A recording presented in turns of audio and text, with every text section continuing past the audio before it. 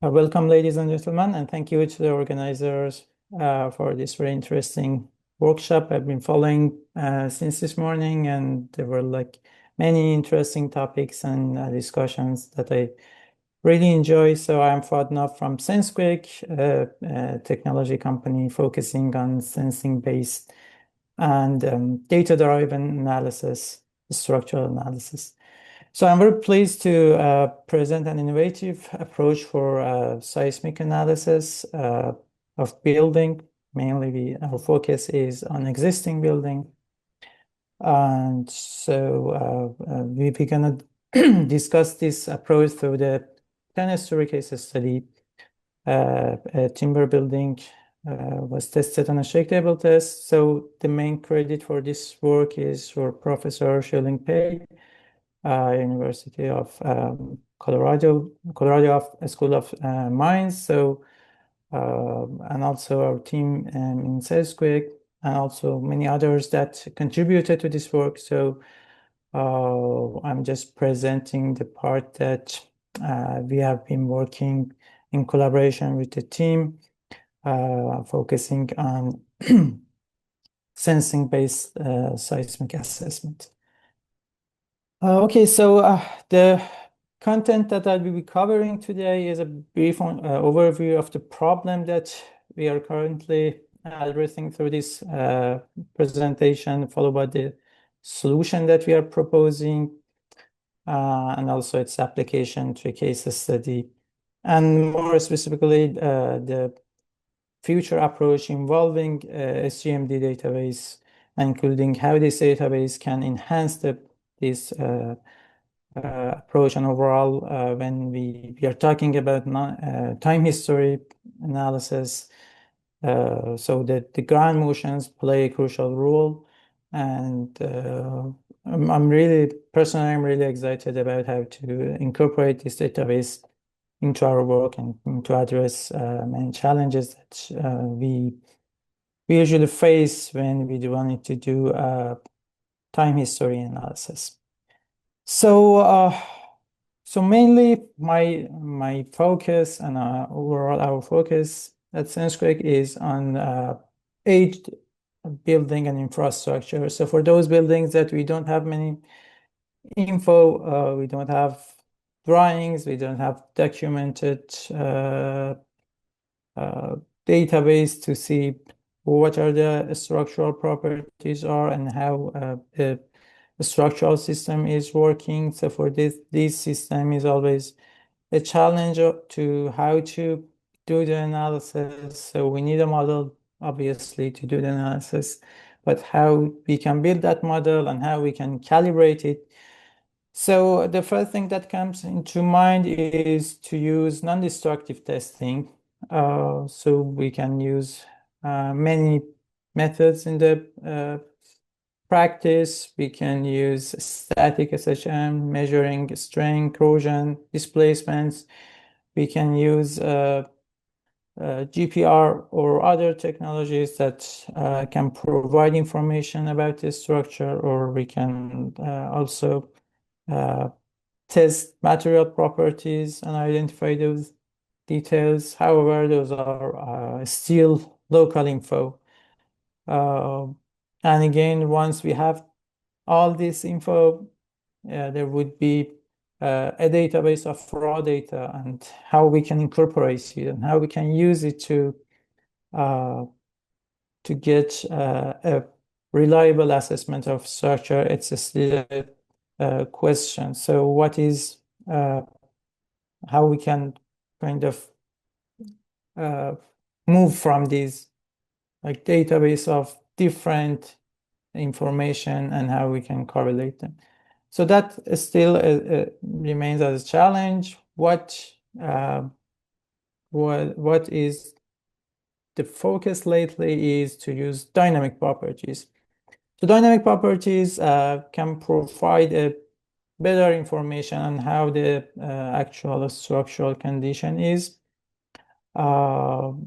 So another question that anyone can have is with all those information that we collect from the measurement from the like displacement from corrosion, everything, or all the surface level info, what we are observing are a structural concern or not, and how we can evaluate if those are in structural concern. So one of the most efficient ways to see if those observations are structural concern is through dynamic properties, and how we can see the effects of those things in dynamic properties.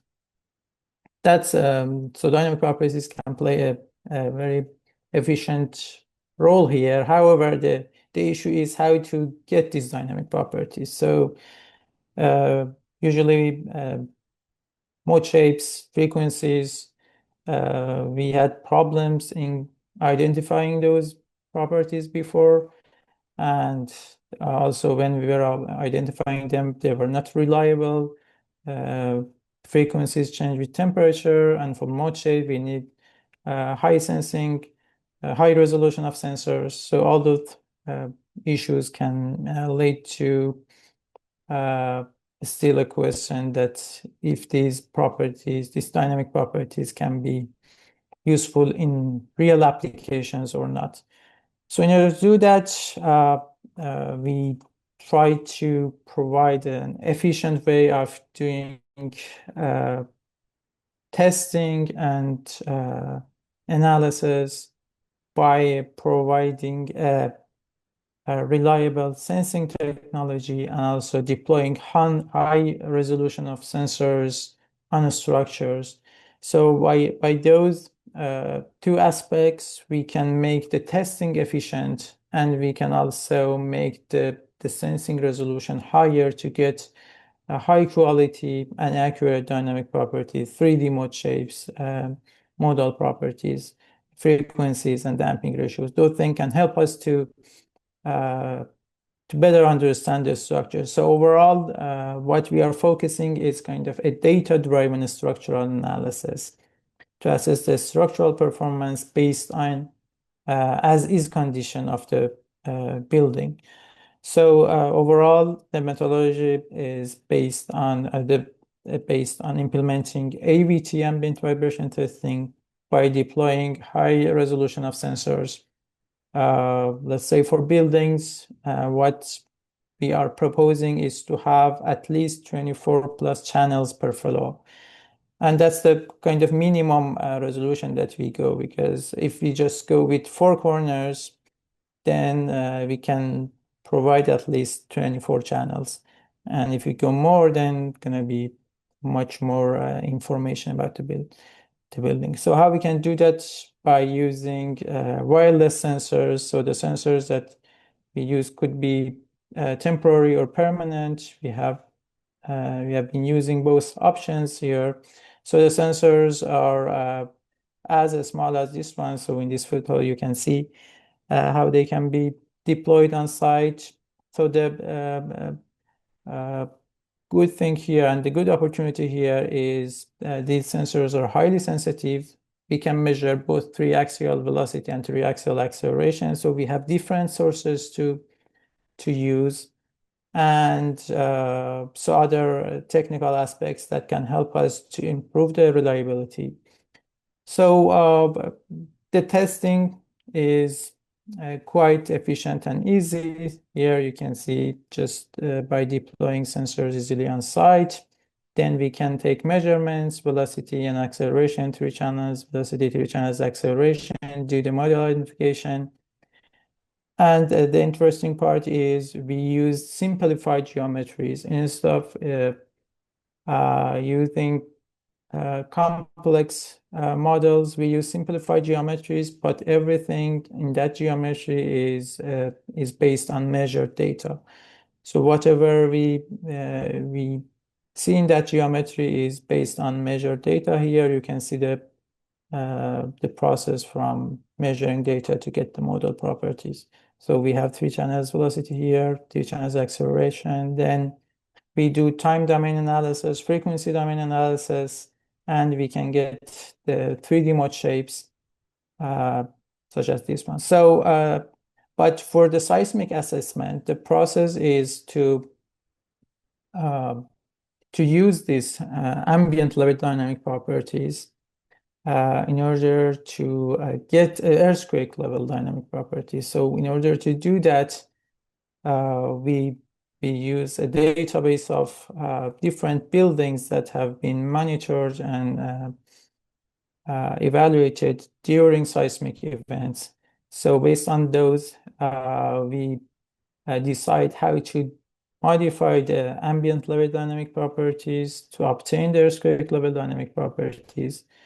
So we can get the mode shapes at the seismic level. And once we get that, we're going to apply the ground motions at the base and get the response by modal superimposing the responses. So that's kind of the theory of the method that we use, but in order to get a reliable seismic assessment, we apply at least 20 ground motions near field, 20 far field, then we get the maximum demands at the corners and evaluate the building based on that performance. So I'm just to make it efficient, and because we don't have that much time, I'm just trying to go to the case study, but just for deploying sensors and getting the model properties and then the simplified model that we can build based on that. It would be just based on ambient vibration testing, and then we get earthquake demands at the corners, and in the end what we use as the final demand is the maximum acceleration or maximum drift that we observe at those corners where we observe to see the maximum demand of the building. So the sensor deployment could be as hard as this one or as easy as this one. But the main issue here is when we are going to evaluate the existing buildings, and we usually go with 50-year exceedance probability based on ASC 41.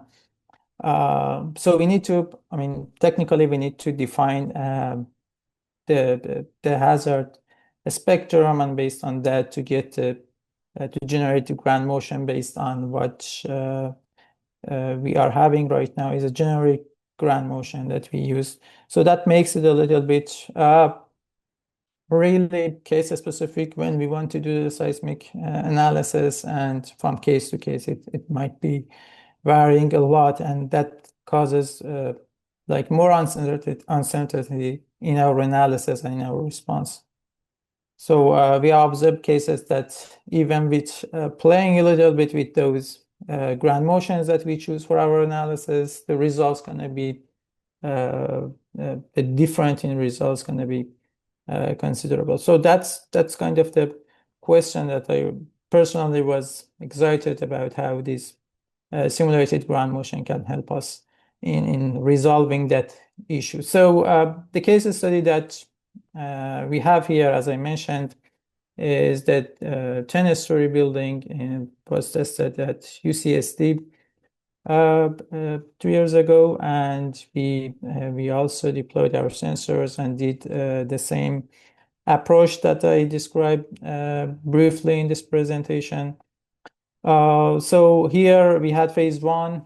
We did ambient vibration testing, and then we did seismic analysis when the building was just built and there was no earthquake. Then the building was shaken, and so there was many shaking events applied to the building. We were monitoring the building during that shake table campaign, and in the end we also did the post-earthquake test and evaluated the seismic performance of the building at the end. And now I'm gonna compare those results so you can see the sensor deployment on this building at different floors, as I mentioned. So each one of these sensors has 6 channels. So by just deploying at 4 corners, we can have at least 24 channels per floor. and that can help us to get high quality 3D mode shapes, such as these mode shapes that you can see on the screen here. So the frequencies were from 0.70 up to 7.37. So based on that, we come up with a targeted real-time monitoring system. As you can see, just 6 sensors were deployed on site. And during the shaking, we monitored the building behavior. You can see the real-time monitoring. But in the end, also, we did another test, post-earthquake test, and evaluate the seismic performance of the building. And what we observed was a bit interesting, because what we observed was, as I mentioned, after 8 earthquake, the frequencies were dropped, as you can see, from around 10% up to 23% drop we can see in the frequencies. So, but what we were observing from the structure, it was almost the same, so no visible damage was observed. And we also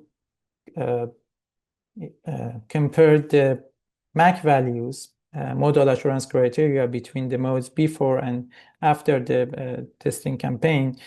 But what we observed is, for the LAT3 modes, third flexural modes, we observed that the MAC value dropped. So for the first few modes, it was almost 1, which is good, but for the LAT3 modes, the MAC values were dropping.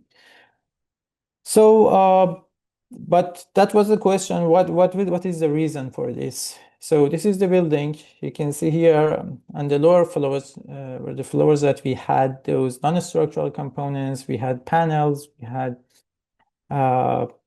many other components here that we didn't have in the top floors.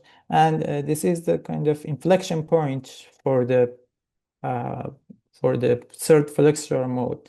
And after deconstruction, what was observed is, so at few locations, the panels were crushed. They also observed some cracks and local damages for those panels. So that's kind of shows the reason for those frequency drops that we observed. Those issues were not visible in the beginning, but after deconstruction, we could see the reason for those frequency drops that we observed.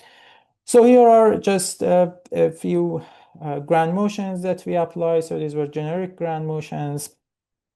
And as I mentioned, during seismic events, we expect to see dropping frequencies here, 26%, 30%, 47%. And we also use our seismic approach to estimate that seismic demands that you can see here, compared with what measured on site for drift and for acceleration. So that could provide an efficient prediction of seismic demands for the drift, because we didn't want to publish the results before the Yeah, please continue. Yeah, yeah, it's I'm an gonna just wrap it up automated. in like 1-2 Yeah, minutes. yeah. Thank you. So because the results were gonna publish, then we didn't like publish the results for the whole building, but it's gonna be published soon. So what is our challenge here is, overall in our seismic assessment method, but what we observe is the hazard curve that we want to use. Overall, it's generic, and when we try to scale it, when we try to kind of find the best fit for any region, that is very subjective. And if anyone else does it, then you can get different sets of ground motions, and that really make it less reliable when you want to get a comprehensive seismic assessment. So what SGMD can provide us is really site-specific ground motions that can help us to reliably assess the building performance on the seismic events. But overall, the one main question that I have, and we are going to work on it in the next 1 or 2 months, and we're going to share it with the community, and I hope we can get a great discussion on that, is if we can use this ground motion from SGMD database and just use one ground motion for one specific location and get what we want to do. We want to have a reliable seismic assessment instead of just using a sets of ground motion that can provide a variety of response from very small to very huge. So we have a case study here in our office, in-house case study, a 3-story building, a scaled building that we're gonna shake it soon, and we're gonna evaluate it based on this comparison.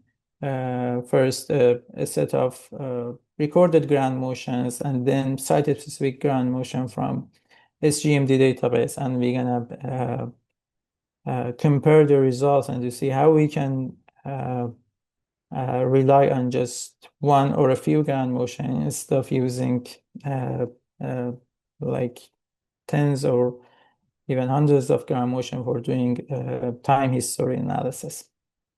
That would be an interesting case study, but and I'm happy to, and I'm excited to work on it, and hopefully we can share it with the community soon. Thank you very much.